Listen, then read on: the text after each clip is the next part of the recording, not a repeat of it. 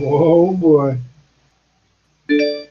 Welcome everybody. he comes on the podcast laughing.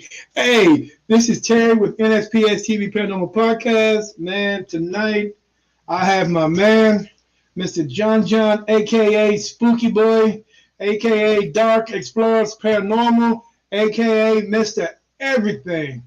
God damn, it's Mr. like a family John, wrestler or what something. is going on, dude? How you been? It's been good.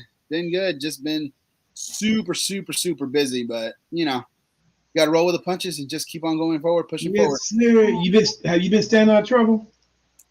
Somewhat.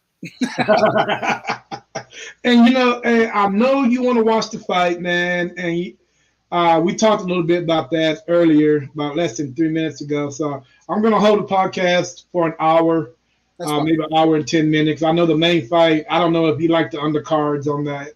No, I'm not a big undercard guy. I watch a little bit of everything. I always try to catch all up. Yeah. Hey, how much? On right now? Shit. Yeah, right. Hey, how much that fight cost you, man? $50, $60? Oh hell no, they went up. It's like What? 87 now. Are you kidding me? They went Oh from hell no! bucks to it was 75, and now it's 87, I believe. So I was just like, oh, okay, well. Dude, I really hope you get your money's worth out of this. Me too. I hope it go at least what 3-4 rounds. I'm hoping. We also ordered some food and all this other stuff. So, What you just say food? mm-hmm. Shit, I'm on my way. Well, text me the address.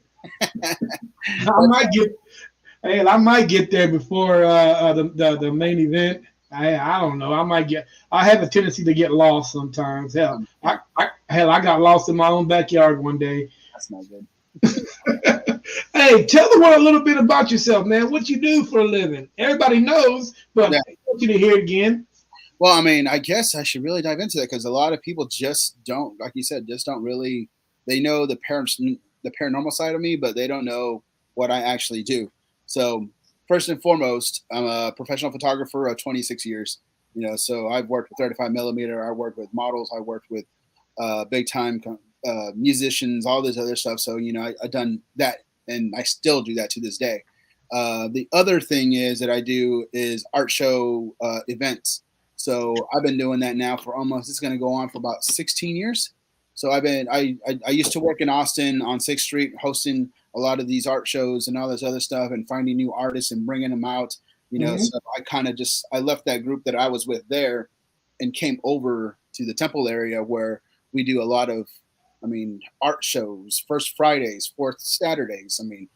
Cinco de Mayo's. We do all of that, so between that, photography, the paranormal, my girlfriend and I have another business called Obscurely Wicked, which is oddities and antiques. So we got that going on. Then I work part-time for another guy who does events as well. So I work with him. So I'm all over the place, so whenever we find just that little time, we literally take it for granted and just either chill or take a small little adventure somewhere and, just enjoy the time that we have together. Because once Monday hits or whatever that is, rocking and rolling all over again, man.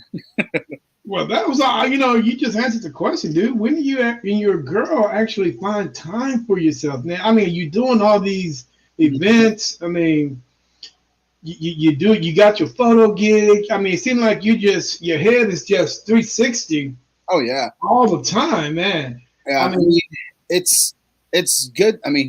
She's literally like my best friend. I met her now going on almost 6.5 years ago. And ironically, I met her because we were going to investigate an old building here in town in Temple. And that was the first time I met her. And, we kind of lost contact here and there, back and forth. And then, we kind of regained that friendship again. And then one thing led to another. And then, hey, I want to be with you. You want to be with me? Okay, cool. That's yes, you like me type of thing, and she enjoys the same things that I do. So it's not like, I'm going to take time on my own because I like this part. No, she likes that part too. So, we haven't left each other's side since we gotten together, and it's been almost a year and a half, So, it's like she says, we do everything together. no matter what ups and downs, whatever comes at us, it's together. I'm going to ask the question there. I'm pretty sure you hear it all the time. Mm-hmm. When is the big day? So we moved it to. I have to look at my calendar because I messed up. But it's going to be October 5th of next year. So really? Okay. Well, you know what? Congratulations, bro, on that. Appreciate it. I really hope you guys are successful in marriage as you are in your ventures that you guys do in your everyday lives. Mm-hmm. I hope you guys hit. I've been married for a very long time. Yeah, I got you. So hey, I wish you guys a lot of success. Okay, I got a quick question for you. I don't know if you're able to see the comments. I'm gonna pop it in on the screen right quick. I can see it. Where are the Dark Explorers based out of? So we're out of Temple, Texas. Well, to be more exact, Little River Academy, which is just outside of Temple, but nobody knows where Little River is. So, so it's easier just to say, hey, we're based out of Central Texas, which is the Temple area. Yeah, definitely. All right, now let's jump right into it because you're the reason why this whole thing is the way that it is.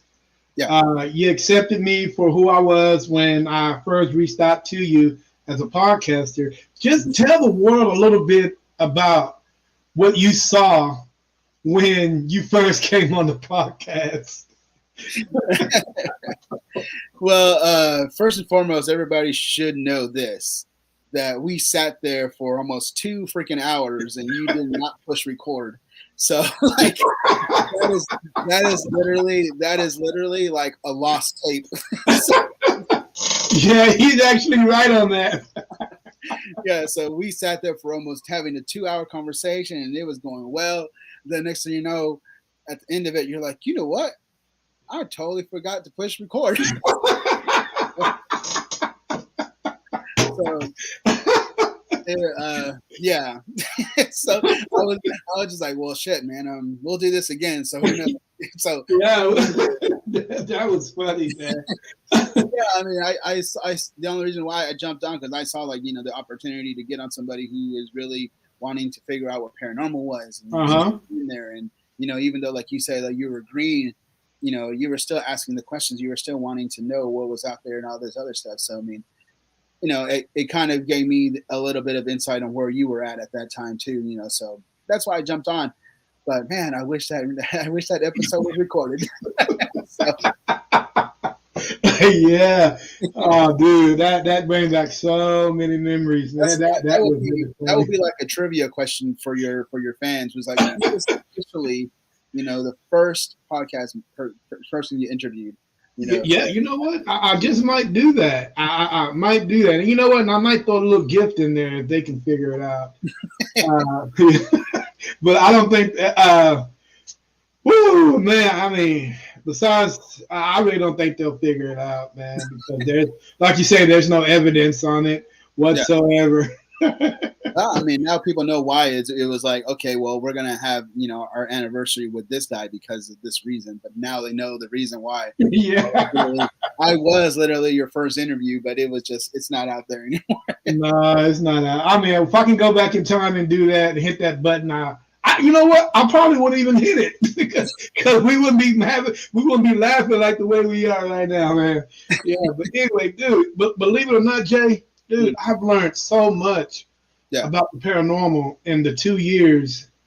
It's unbelievable. I was managed to get my team together. Mm-hmm. I was able to get a decent podcast show together, and I think I would just succeed in areas I really thought I wasn't going to be able to. You know what I'm saying? Yeah. I really didn't think I was gonna go out there and just achieve what I've achieved, and it was crazy. Let's see here. Yeah. I mean, that's the way it goes. I mean, with every first step, I mean, there's always that nervousness and stuff like that. Not too many people know that I was actually a musician back in the day when I was younger. You know, Right. we were signed with like EMI Latin and Dope House Music and Universal Latino, and like I was like extremely, you know, nervous and being up there on stage until like one day, you know, there was I don't you probably don't know him, but like there's this guy named Capone from back in the day. He was like a California rapper. And Yeah, then yeah. I know him. I mean, I know his music, but yeah, and then Dope House Records was out here, you know, SPM's label, South Park Mexican. They were out here in Temple, and then somebody didn't show up, and then they were just asking for people like, hey, who do you know who raps and all this other stuff? We need somebody to open up. And then my dad was just like, hey, these guys can do it. And I was like, oh, oh shit. and we went up there, man. I was like so nervous and oh my gosh. But you know, literally right after that, it was just like, okay, we're doing concerts, we're doing this, we're doing that. Next thing you know, we're on the Lone Star Riders tour with them. Next thing you know, we're on stage with Lil Jon and Pitbull and all this other stuff and doing tours with Big Mo. So I mean, it all came down. I mean, you have to get on top of that stage and get off those nerves in order to accomplish something big, you know. So Right. that's where Yeah, right. Hey, do you still have that voice? Let me hear a little bit. that what? Yeah, you still got it? Let me hear a little bit, man. Come on, let me hear a little something. The last time that I was on stage, I was, man, shoot, I'm 42 now. So last time I was probably on stage was like 1921. Hey man, once you got it, you never lose it, bro. Come on, you do, because I had not practiced that day. Hey, just let me hear a little something on the tip of your head. Freestyle for me. Oh no, I'm not gonna do that. No, I'm not embarrassed. I'll send you a link to my music later. Come on, let me get a quick freestyle. That was one thing. That was one thing like about me was like I was always a writer. When it came to freestyling, I was just like, man, I cannot do it. And like I had very close friends and homies and stuff like that would just they could sit there for freestyling and sit there for like 20 minutes and just go. And I'm like, man, what in the world? But the weird thing about it is every time it came down to like writing the song, like, hey dude, I got this idea, let's sit down and write. They could not fucking write for shit. Oh wow. Like a lot of our record label mates, it was all freestyle. And we were like, okay, you got like 12 bars or whatever it is. Here you go. Here's what we're wanting you to do. Just go for it. And they would just kick off. And it was never anything that was the same. You know, everything was just brand new. Everything that they would have. And I'm like, wow. All right. Well, that's pretty cool, dude. Hey, maybe you can, you know, hey, I got a birthday coming up in April. Hey, I can hire you to come on and, you know, there you go. I mean, hey, one thing I always learned: once you got it, you never lose it. Oh yeah. You know. Okay, well, answer this question for me: with you being on stage in front of thousands of people, you know, doing your shows, what is the difference in excitement when you're on that stage and you capture some good ass evidence?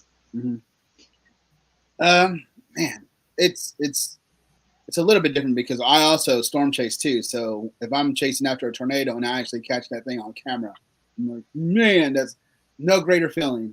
Same thing with paranormal. It's almost, well, I mean, it's a little bit different because with the paranormal stuff, you actually have to go back and then make sure that you caught it and you're like, okay, I wasn't hearing, I really didn't see this. Did I really capture it? There's almost like a second there's like a second guess. You're second guessing yourself.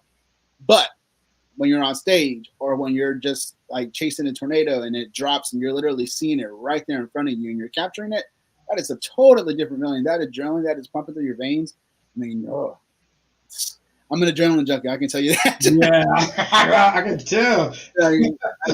I will. I mean, my fiance Jordan now. I mean, we actually what was it last year where that tornado came through Hutto, then it went through like Gerald and Bartlett and all them. We were actually chasing that one. Oh, and really? We got caught right in the path of it. Now that was my mistake, and that was her first time chasing with me. So I was actually trying to go on 35 from Bartlett going to the back roads and going to 35 to try to capture it. And then that son of a bitch decided to turn on me.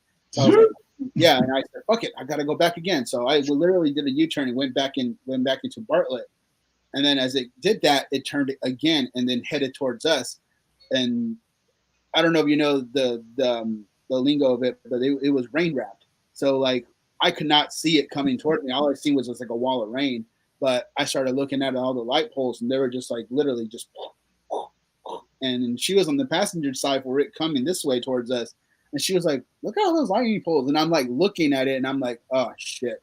It is like literally right there, and we were we were in a small car, so if it would have hit us directly, like I thought it would, I mean, we probably wouldn't be here right now, or maybe the car would have got thrown a little bit. But Or you be like that guy in that truck, man. He went through it. Did you see that video where the yeah, he spun around and kept on going? that big old F10, whatever that was. Yeah, well, I'm not sure on what that was, dude, but I know it scared the shit out of him, man. Yeah, I mean, but the weird thing about it is like that when that adrenaline hits me, I'm like, oh my gosh, I need to go chase it again. You know, and I've done that before. We've been in crazy stuff and then turn the car over or whatever it is and get back in it and go chase it again. You know, that's what we do. I mean, that's all part of like the storm chasing, thing is, mainly to help people with the weather and stuff like that. And then when they actually need help, the search and rescue part, I mean, I've seen the ugly side of it and I've seen the good sides of it. Right. And the same thing with the paranormal. I mean, I've seen the very bad sides of things and I've seen the good side of things, So, I mean. Now, if you had a choice out of the three, man, which one would you consider doing a major profession in? You can actually make money. Which of the three? Going back and singing on stage, being a storm chaser, or a paranormal investigator? Still to this day, I always say if I did not get burned out on the music, there is no doubt that I would have made it. Just because, I mean, we've had hits that would come in that we would do, and then it would be like local radio stations and all this other stuff, and then we would pump it out to like Kazi FM in Austin, and then we would get constantly the most requested song, for like almost, I think it was like 3 or 4 months in a row. They were number 1, number 2 on there, so I was getting ready to drop an album and all this other stuff. And it was just, I don't know, it totally, I just got burnt out from it. I got tired of just writing, got tired of just spinning my tires. So music, there's no doubt if I would have just like, hung in there, I probably would have made it, but it didn't. And I decided, you know what, I'm not going to do this. So I left that alone. Photography wise, I mean, I've been published already in numerous magazines, all this other stuff. I worked for the Dallas Cowboys. I've done stuff already with the photography where I can say, you know what, I accomplished a lot in it, but if you follow my career and and if you're friends and family of mine, you know that all these things, I mean, the first time that I photographed Bone Thugs and Harmony, when I grew up listening to them, and I'm like, they're literally like 2 feet away from me. I'm like, this is amazing. This is awesome. Then photographing Vanilla Ice and all them, and I'm like, okay. I mean, shit, I grew up with these guys. I mean, I'm like, okay, this can't get no better, And actually meeting some of these people, in person, it's an awesome feeling. The art show, I mean, helping artists establish their own confidence in what they are trying to do is what Artist Showcase is about. So I also find, blessings in that and helping people. But the paranormal side, I mean, I wouldn't trade it for anything right now. I feel like this is more of a calling, and it's always been that way. So, and everything always pushed me towards this area. So I mean, if I could, I would, and I would stay with it. Yeah, I'm going to stay with it. But, people say that there's no money in it. If you do things right, you can get money out of it. You just got to know what you're doing. You just got to know what you're doing. Right. I'll tell you what, them donations, they do add up after a while. What do your family think about you in the paranormal field? Well, because my family has always been involved in it, it was almost more of like the bad stuff. Because of my grandma and my great-grandparents and all that other stuff, our family lineage was always just. My grandma dabbled in like dark magic and black magic and witchcraft and stuff like that, so we didn't really have a good side of things when growing up onto that. But once my dad decided to help people, it turned around a little bit. So he decided that, you know what, I'm just, instead of doing what his mom and dad did and all this other stuff, he's going to turn it around and, you know, I'm going to work for the Lord, so to speak. That's what he told me, you know. So he turned that around, and instead of using the darker stuff, he would actually turn it around and use the light, you know. So I took notice of that.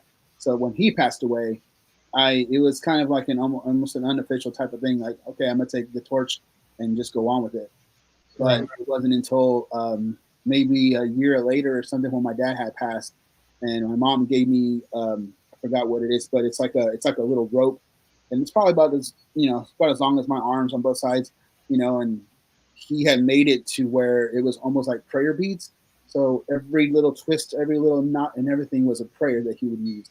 And he would go to like the Belton food clinic over here and just sit in the corner, and everybody who would come in to get food or jackets or whatever, he would say, "Hey, if you want prayer, I'm here for you. I'll pray for you. I'll pray right over you." And that's how he got to know. And then, you know, people knew him for his ministry and stuff like that. So that's how we got it. So I kind of do the same thing, but I don't go into like the, you know, where he was at, the helping. Right. Yeah. So with what I do now, I literally travel all over the state. You know, I am not in one place. I think we got cases now.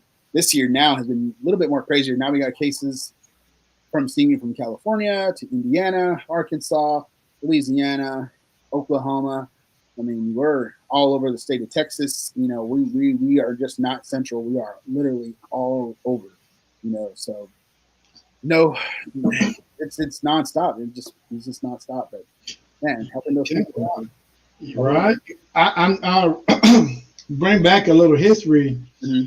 I remember right before Halloween, and I put out a little memo that I was going to the house, and you contacted me, and you're like, "Are you sure you want to do this?" You know.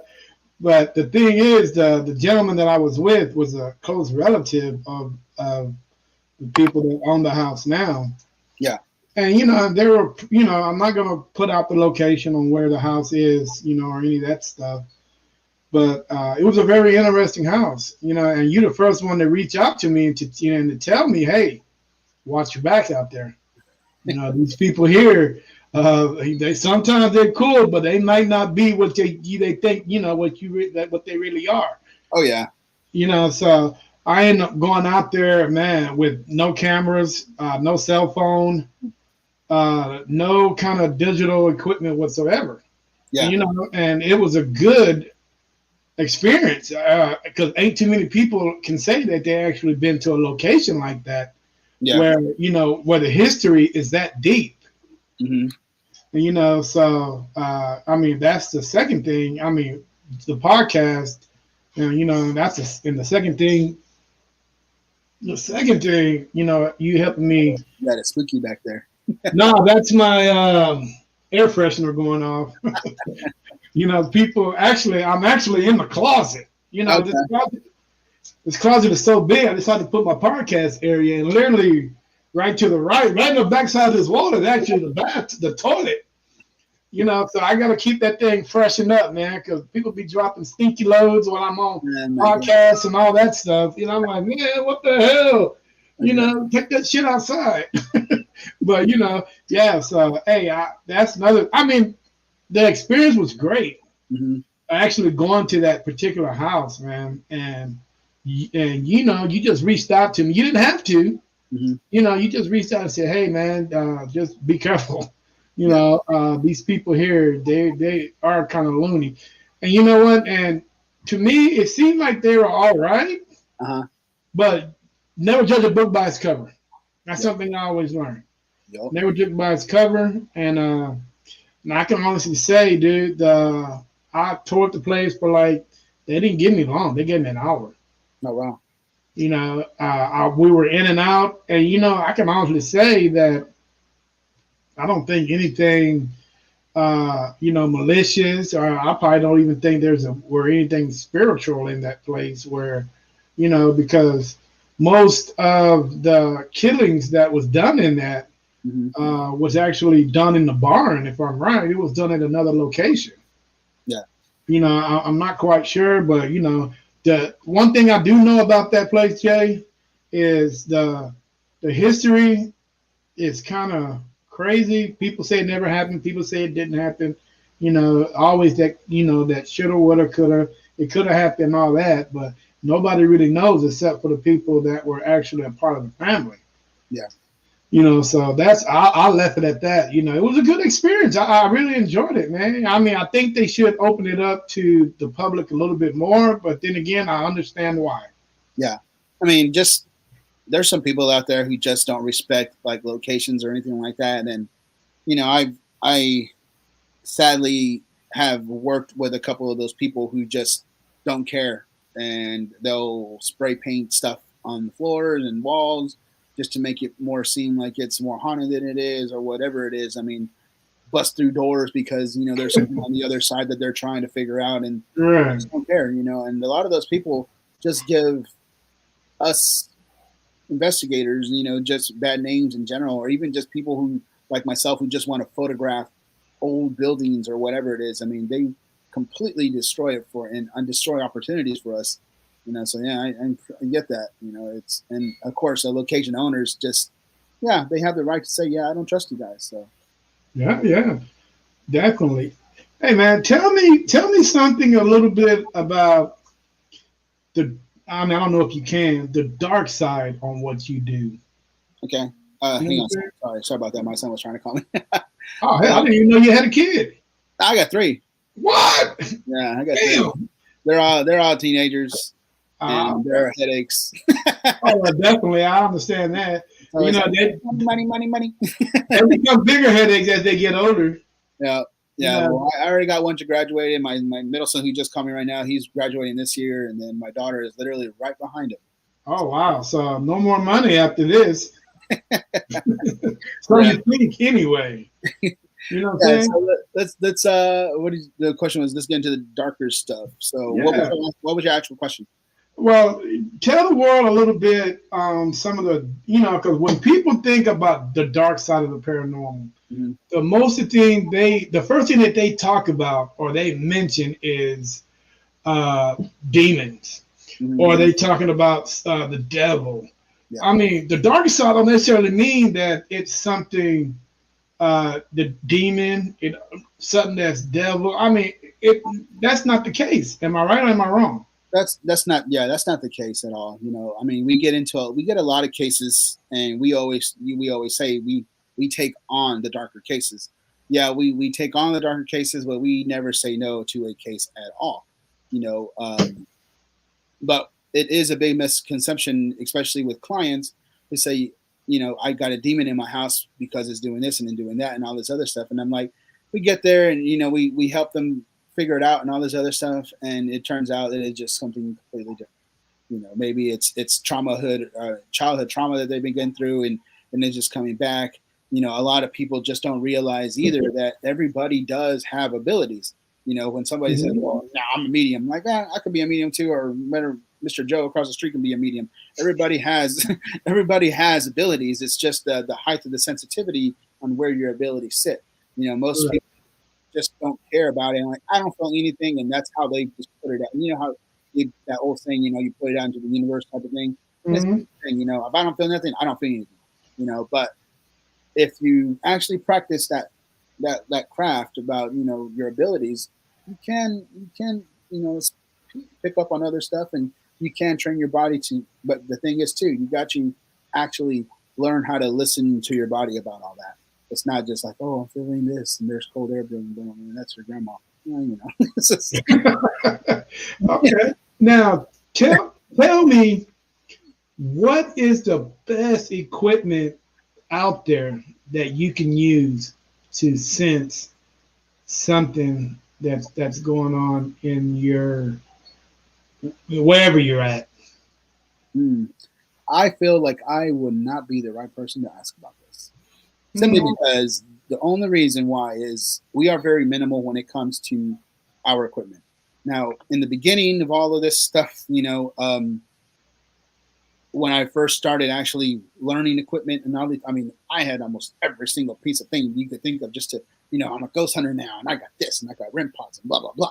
Mm-hmm. But the other part of me was like learning to wanting to train and sharpen my skills, as, my abilities and stuff like that. So I had to leave all that other stuff alone. So that way I could sharpen those skills up, but because of what we do, security reasons and stuff like that, because of, when you're going into residentials, you have to have some type of insurance that, hey, this happened versus what they said and versus what we said and what we captured, regardless of what it may be. I mean, you never know with clients or just people in general, you don't know what type of people they are. They could say, hey, so-and-so stole $100 off my bedboard here and I'm going to call the cops. I mean, there's people out there like that. So, my best equipment is just a regular camera, night vision camera, and recorder. That's practically all I use, like 95% of the time. That's it. Okay. Now, I can honestly say, Jay, is 80% of what I use when I'm on an investigation is my eyes and ears. Yeah. The other 20% I can use on equipment. Because number one, your ears and your eyes, they say sometimes play tricks on you. I don't believe that. I believe, well, what you see is what you see. What you hear is what you hear. Yeah. You know what I'm saying? But even with that, I mean, if you're, I mean, you have to kind of debunk stuff. So if you see a shadow that comes running across whatever it is, the hallway, you have to actually try to debunk it, no matter what it is. If you actually see it, I mean, you kind of have to confirm what you're feeling, confirm what you're seeing, so that's the biggest part about about what we do as well. I mean, when I say that we don't use equipment, we use our bodies, we use our abilities. But the thing is, to confirm it is, once we actually go and sit down with a client and we bring up all this other stuff that's coming on and what we feel and all that other things that is going on in the house, we bring up stuff that is just super personal that they didn't want us to figure out. And it's like we tell them, you can't have any secrets when we come in, because we will literally figure out everything. Right. Even stuff that you just don't want there to want it to be out there. We're gonna catch on it. We're gonna sit down with you and discuss what's going on. And, a lot of people are just like amazed by the stuff that we know, the stuff that we capture. I mean, things that are just across the street, things are in the house, on the land.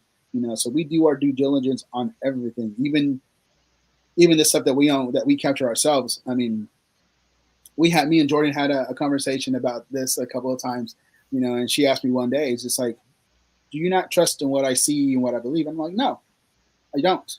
And it doesn't hurt her feelings, but at the same time, just because you're my girlfriend, I can't fully trust that. There's going to have to be some time where I learn and know, like, what you're seeing, I can fully trust that. And vice versa. That's what we're supposed to do as far as investigate. We're supposed to investigate, investigate everything, regardless of what it is. What's going on, Pedro? Sorry. Yeah, you good. Okay, so what's the percentage on you guys coming into an investigation or all your investigation, and it's a mental thing? It's not a paranormal thing, it's a mental thing. So what would be the percentage on that actually occurring? Yeah, so Jordan's over here on the other side of me. She doesn't want to get on camera, but she said, I know you could hear it. She's like, about 70% of the cases they're mental. Mental? Yeah. So, I mean, it's a lot. A lot of these cases have a lot of trauma, childhood trauma, stuff that's gone on in their lives, and it just catches up with them. And right. So what do you tell somebody who has that, that mental, thing going on in their head? Do you tell them to seek out help, or what exactly do you tell them? Ultimately, we try to lead them towards that direction, but ultimately, we're not doctors either. We're not exactly. I mean, Jordan does have, a background in counseling and in drug counseling as well, and she's going to school for for stuff my mind, psychology and stuff like that. So she does have a background on that, but ultimately we can't sit there and just like, okay, we're gonna have this little appointment with you and just sit down and talk about what's going on. So we do have to tell them, hey, you need to actually go and find professional help for what is going on. If it is something in the childhood, whether it be sexual assault or whatever it is that happened, there's something there that they need to actually figure out and try to get over. And Right.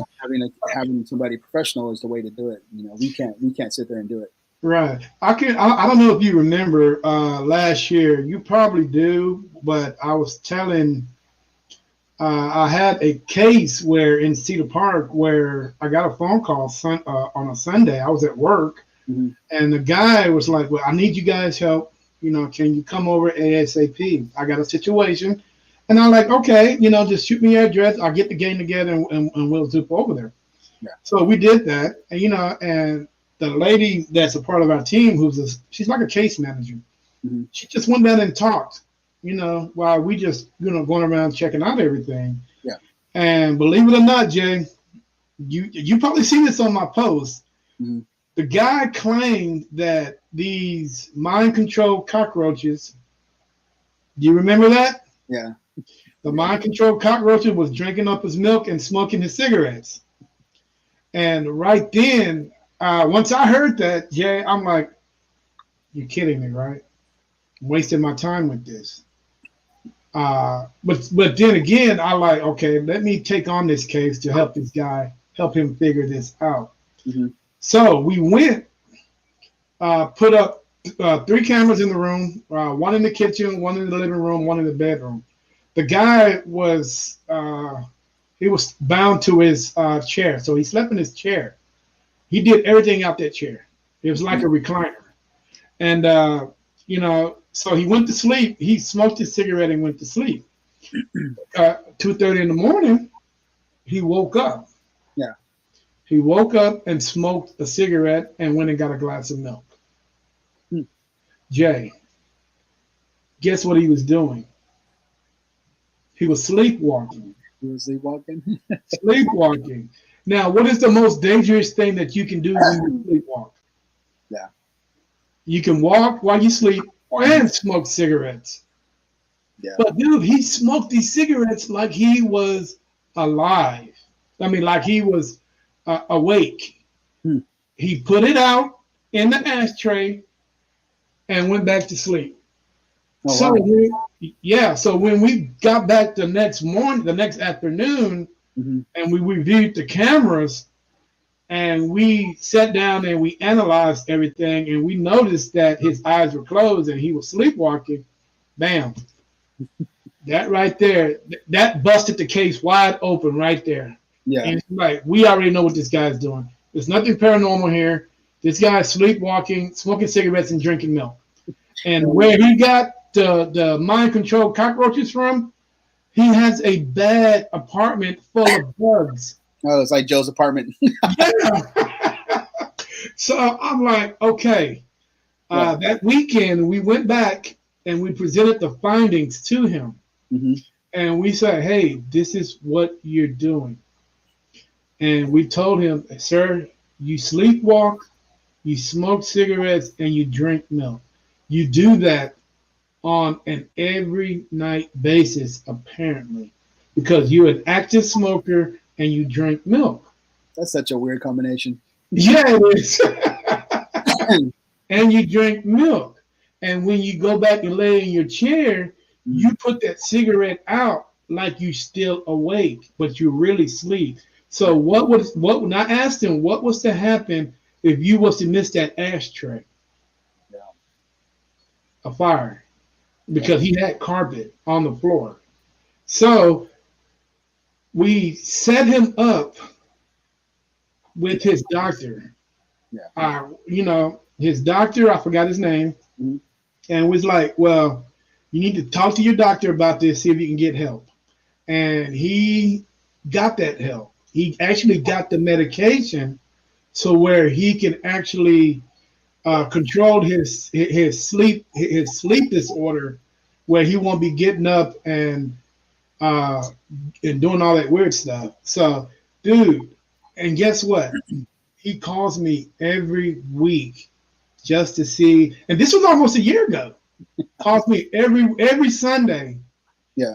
I'm at working out to see how I'm doing, so he can thank me for saving his life because something dramatic could have happened. He could have caught the fire or something where, but he got what he needed. He got his medication for Mm-hmm. his sleepwalking, and today he's a much better man than what he was previous before he got his medication. That's good, dude.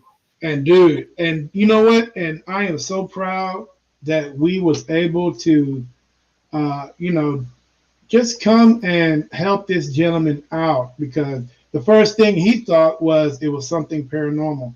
Yeah. And that's to let people know, whoever's listening out there, that everything is not paranormal. Yeah. You know, there's a rational cause for everything. I'm not saying that I would probably say maybe 60-40.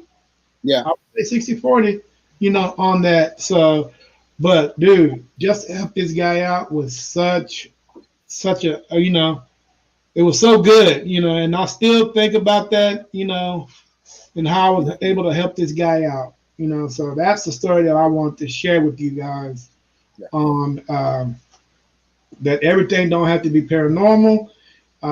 You know, some things can be helped out mentally, Mm-hmm. you know, with a little medication, and that will make that person's life a lot better. Yeah. And you'd be surprised how many people just need a talk, you know, in general. I mean, whatever it is that they're going through. I mean, they one of the things too is it's like I can't find anybody who just will allow me to talk to them about what I'm going through or whatever it is, or people just think I'm strange because of this or because of that. But you know, it's a lot of it. I mean, it's like they just can't find that person to be able Right. to, hey, you know, I need to talk to somebody, and then they get lost in themselves and they get lost in the world, and next thing you know they're suicidal and all this other stuff, you know. So being able to have that connection with them, you know, it helps them a lot, you know, more than you think. You know, Yes, it does, still man. to this And day, I mean, we still have contact people from shoot 4 or 5 years ago, you know, who I still have on my phone. You know, I'm just like, hey, you know, what's going on? Every once in a while, they'll come across and like, hey, what's up? So, okay, what would you say to a paranormal investigator that wants to get into the dark arts? I mean, the dark side of the paranormal, like you. yeah, I mean, for me, no, it's gonna be out. For me, I mean, what I would say is pretty much do plenty of research. Um, One of the things too that I have found out, and this has just been something that I discovered and experienced, that no matter how much research and no matter what you may think, if you're not made to take on those types of cases, then you're just not made for it. Just not me. Just like, you know, it's almost goes with the ability part. You know, the ability part too. I mean, it's like the height of your sensitivity and all that other stuff will really determine how much you can feel. So there's something that I have seen and witnessed working with other people, working with actual priests, working with the church, working with all these other deeps deacons and all these and all this, you name it, I work with them. It's almost like that person is gifted to work those types of cases, to work those types of Mhm. scenes, and even putting hands on somebody to pray over them. That takes a special type of person. It's almost like a gift that nobody really sees, you know. So for people who want to, I mean, and usually people are just wanting to jump into that because it's more of an adrenaline rush and all this other stuff, and I really want to see what's out there as far as the dark stuff is concerned, you know. But I mean, I've seen it, I witnessed it, I felt it. I mean, we've heard it, we've dealt with it. I mean, I've been doing this. I've been doing this now for almost 26 years, and Jordan has been doing it, you know, for a couple of years now. But the thing is, when you see it on paper, it's like, oh yeah, she has 2.5 years of experience or whatever it is. But the amount of cases that we take on gives her like 8-9 years of experience, because we don't do like 20 cases a year. We're literally up into like the 80s and almost like 100 cases a year. Not even the other stuff that we just take care of. So like we witness and we see and we deal with a lot of people, a lot of different situations, crazy situations, sad stuff. I mean, it's literally a smorgasbord of all that. But I mean, I wouldn't recommend for anybody just to do it. I mean, that's not what I would recommend, because it does take a toll on your personal life, more a lot so than people realize. They just think, oh, I can just go say a prayer in my own house. It does not work like that. You really have to understand how these things work, how these things think, all this other stuff before you can just jump in the pool. Because you jump in the pool, those things are going to pull you by your legs and you're going to drown. So, and that's how they work. I mean, even myself, a lot of people will ask us, how we deal with stuff, because we take on these types of cases, and nobody is bulletproof. Nobody is. You will be tested. You will be taken to your trials and tribulations and all this stuff, and it will take you down to deep water and see what you can do. Exactly. And they will test you. I mean, they will take out your grandma. They will take out somebody close to you, and just to see how far they can take it. And if you do work on these types of things, depression and all that other stuff, that's how they get you. They'll slowly bring you down and all this other stuff. Now, have your local church, have they presented you with any cases? There's one that in the Belton area that I used to work with, but that guy, I think he retired or something like that. So I haven't really heard from him since he moved. But there's one group that does come to my First Friday events. They talked to me about it a couple of times, and they're not paranormal at all. They're not any time like that. They're just a group of people who belong to the church, and if somebody needs prayer, they go out to their house and pray over us. So we spoke briefly a little bit, and he's told me if there's anything that's just odd, that he'll send them my way. So there's that. But other than that, I mean, you know what? If I had a name to call you, what name you would be? Luke Skywalker. Nope. You know who I would call you? No. You would be Van Helsing. But you know why? Because the Catholic Church, people don't understand much about the Catholic Church. Yeah. But Van Helsing just didn't go. Van Helsing just didn't deal with Dracula. He dealt with a multitude of cases. You know what I'm saying? He dealt with everything that the Catholic Church sent him out to do. Yeah. People. The only reason they think Van Helsing is because of what the movie did. When he battled Dracula. But Van Helsing was in a lot of shit. Yeah, he was. You know what I'm saying? So if I had a person that you would definitely be don't say Lord. Oh, I can't believe you said Luke Skywalker.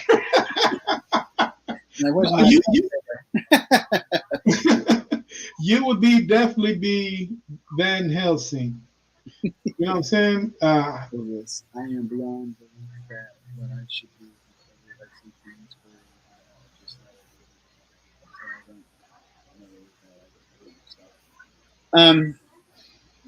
I mean, I get what you're saying, Pedro. I was on that path too. But ultimately, you got to listen to yourself. You got to look at all the signs to really figure out if that is the true path that you are going on. Simply because, they always say the devil's a liar, and first and foremost, you have to work on yourself before you are able to help other people. And that is the one thing that we always tell other people, who want to do this type of work. You have to fix yourself before you can help others. If there's something there that is troubling you, that you're dealing with depression, you're dealing with anything else like that, when you're dealing with these dark entities, those things will literally turn right around and bite you, and if you can't control that one aspect of your life, you should have no reason in going into this type of work. You know, I mean, like I said, nobody's foolproof. You know, we even ourselves, we we've been bitten before a couple of times. You know, and the thing is that we don't let them win. You know, and it's a hard road, and we've been brokenhearted about a couple of situations that happened to us. You know, but I am here to tell you that they will do what they can to break you down. Yeah, you're definitely right on that. All right, we talked about positive, Yeah. the whole side. Now let's talk about the negative side of paranormal investigating. All the BS, all the drama, all the unnecessary shit that's out there. People, to me, I'll be honest with you. Yeah. It seems like just people just can't help themselves. It's just something that certain people are just drawn to. Yeah. And you know what? And what do you say about people like Let me take a drink of water before I say anything. that? Because we got 10 minutes left on this podcast, Yeah. and we know, and you just had the feeling it was coming up. I just had to ask you. Yeah. We've had this talk, for like an hour on the phone, and it's things like that just makes the world a nasty place, Yeah. and it's really uncalled for. And I've talked to Pedro about that, and other people. And I just want to know, cold heartedly, what do you think about all the BS that is going on in the Central Texas area? Well, first and foremost, I don't believe in the whole parent unity thing. I just don't. Simply because my team is always finding themselves having to defend ourselves in some type of weird situation that we don't even know who this person is that is talking. I mean, we may know them on Facebook or whatever it is, but I've Yep. met this person one day in my life, and here they go, yum yum yum yum yum, and it's always the same damn thing, and I'm like, okay, I don't know what the hell's going on. Luckily for me, I have Jordan, who's just like, no, don't say nothing, because it's there. We're doing something good, and something is just trying to, what's the word, trying to hold us back from what we're Exactly. to accomplish. So it seems like every single time that we have something pushing forward, there's always somebody there. There's always somebody who wants to step on our toes, who's talking about this, who's talking about that, and like I don't know if it's like because of the type of cases that we're dealing with, that there's just negative all in general in it, and then it's allowing these people just to be complete dumb shits and just be like, you know what, um, I'm gonna talk shit about this person because he's in my region or he's over here. Well, you know what? I'm all over the state of Texas. Texas does not belong to this certain group or certain people or whatever it is. My goal here is to help those people who are in need of help. If some team could not help them in that situation, they're going to look for somebody else. And that's how it is with every situation, even at your job. If you're not doing your job, they're going to fire you and get somebody who can. So why should we, as a team or paranormal investigators, take that personal? If you couldn't do the work and you couldn't understand the situation, allow for somebody who does have that knowledge to come in and help that family, instead of actually causing more havoc for what's going on in there. Right. A lot of these people just, they take it to heart and they get very personal. It's almost become like a freaking mafia now. I'm gonna order a hit on so and so from over here if he ever comes to my territory. 305 or whatever you want to come. It's become ridiculous. Um, and another thing is that the thing that they say there's no professionals in paranormal. I call that bullshit too. I'm a professional photographer. If I'm coming into the paranormal, you already know. A main thing of evidence is photos, audio, and all that other stuff. So me as a professional photographer would know lights, shadows, how the angles work, all this other stuff, how light bounces off certain objects to create this. But do they want to hear that? No, because they think what they got is gold. What are you yawning, man? So I mean, it's just a lot of people just cannot fathom that there's something wrong with their evidence, or maybe somebody's questioning it. Right away, they want to start throwing jabs at other people because claims of being certain ways about branding themselves. I mean, I gave you a little bit of insight on my background, so I know how to brand, I know how to do all this other stuff, but what can't put the word best out there because everybody gets offended. So Exactly. but you know what? I don't care. I really don't. I am trying to work with families who need help. I'm sorry that I hurt the other team's feelings about this or make you feel inadequate. Maybe that's something that you guys need to work on for your team to make you not feel like that, but I can't do nothing about it. I need to promote myself. I need to promote my team. I need to promote myself as a photographer, as an entrepreneur, as the other businesses. So, I mean, that's all it is. But if you can't handle that, then I don't know. Maybe the paranormal is not for you. Or just social media in general. Exactly. There, like you say, there are certain people out there that just can't handle it. Mm-hmm. And I mean, I know your story, and we talked about for an hour, about what happened to you and versus what happened to me and Pedro, and I'm not gonna name her name or anything like that, but there's other people out there who've been affected by a certain team or certain individuals and stuff like that. And the only thing that I can really say is do not allow them to affect what you're trying to do. Just stay on your main goal and go for it. Yeah, and I'm going to tell you just how serious it was. Is when, like I was telling you, I was sitting on the couch and I got a phone call from a stranger. Yeah. Never don't know who he is. Never met him before. Mm-hmm. And once he started explaining to me what was going on, Mm-hmm. He never told me his name. I don't know how he got my number. To this day, I'm thinking it was somebody else.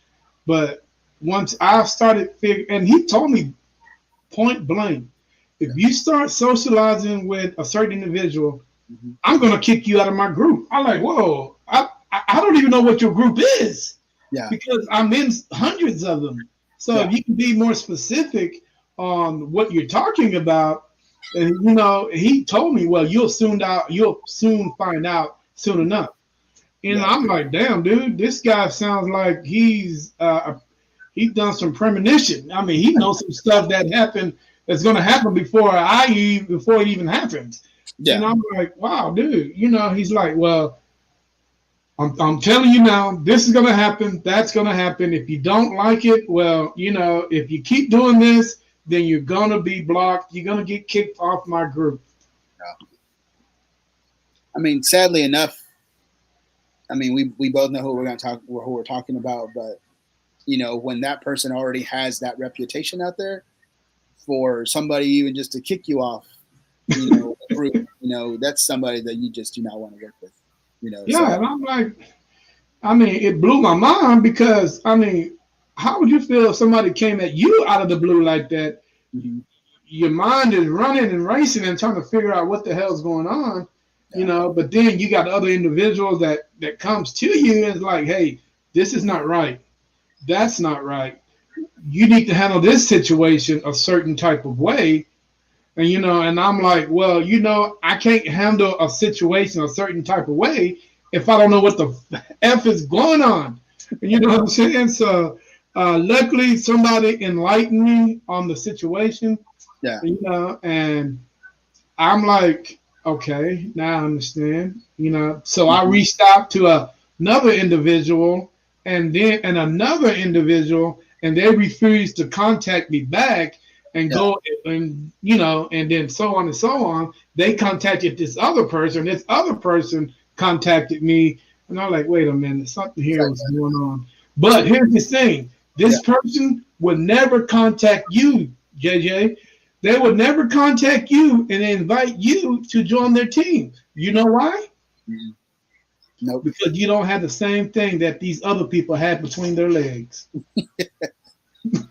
And I'm telling you that's why. You know, and you're not as I'm not saying that these other people aren't gullible, Mhm. but you know what? They're not as witty as certain individuals are.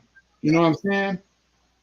So I'm like, okay, you know, once I start putting two and two together, two and two make four, Yeah. four and four make six, four and four make eight, four and four make 12, or whatever it makes. It made sense to me, and I'm like, oh no, dude, I can't have this.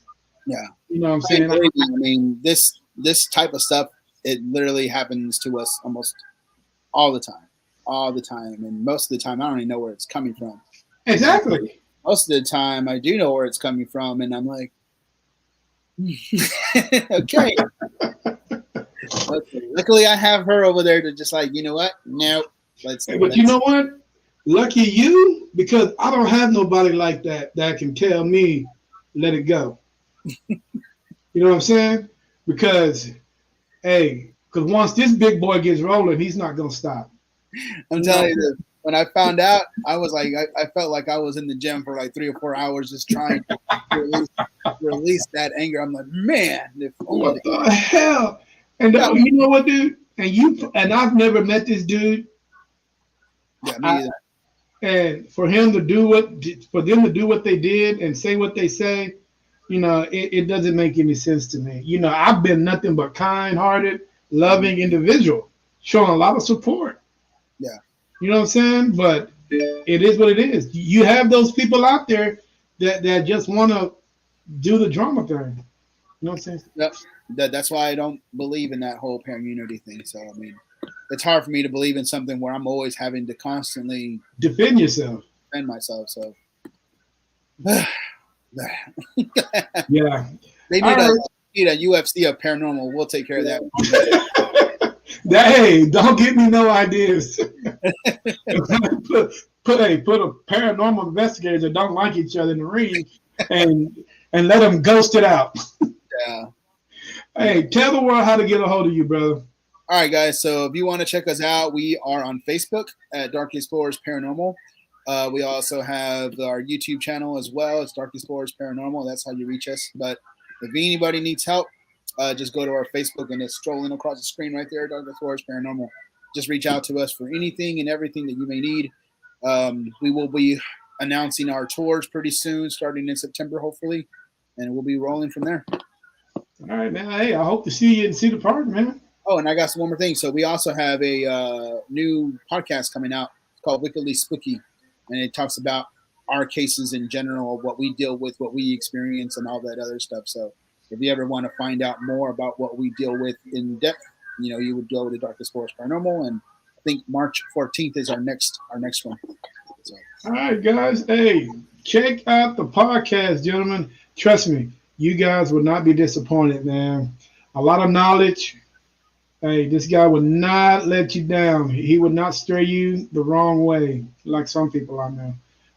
But anyway, hey, man, it has been a pleasure having you on the show, bro. so here, I told you I was gonna keep it to an hour, and it's yeah, 1:03. I know you want to get to the fight and all. I don't know. I don't know what you guys got to eat over there, yeah, but you know, hope it's not pizza. it's pizza and wings, man. Pizza and wings. I thought you were gonna put something on the pit, man. I thought you put something on the pit. No, not today. Yeah, no time. All right, hey man, if you guys want to get a hold of John, hey, feel free to do so. He left all his info, so you guys can get a hold of him. One more question. Hold on, let's figure this out. All right, okay.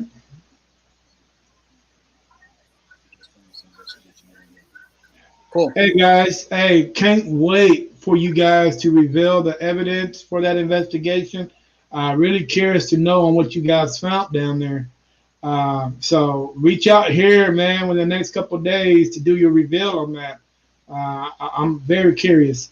But with enough said, Mr. John, I appreciate it, man. Coming on the show, showing your support, your love. Hey, man, and we also appreciate your hard work and your dedication on all the ventures that you do, that you are involved in. You know, hey, you give 100%, no matter what it is.